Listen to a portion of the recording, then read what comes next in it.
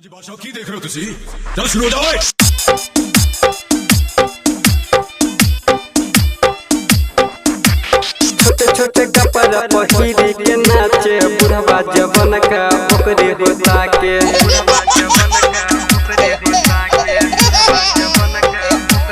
कमर अपन जखन हिल कई सबके मन में जुआई रे उठल कई अच्छा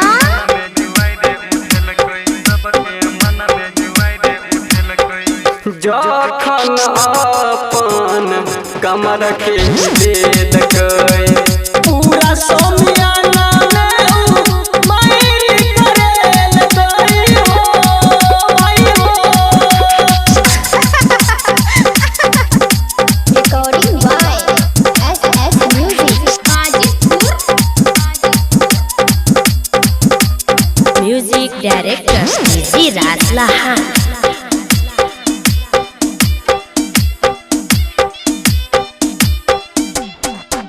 कटोरी जे छोड़ी ढोरी देखल कई ढोरही चटना जब गाना बजल कई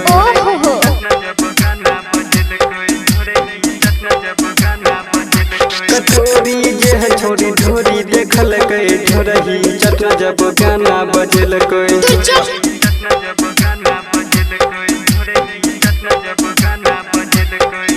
जखन पतर की छोरी कमर के हिल गए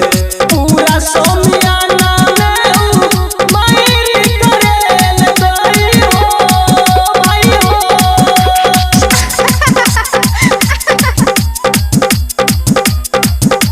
recording by SS music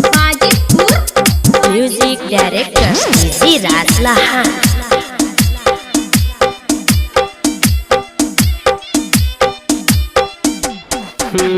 Raju राजा सुन गाना लिखल कई सुन सबरिया गैब हो दिल कई अच्छा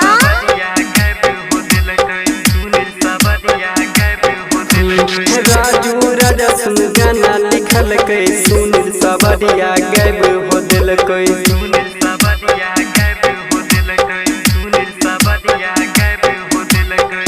जखन पतर की छोरी दुई तला दिल कई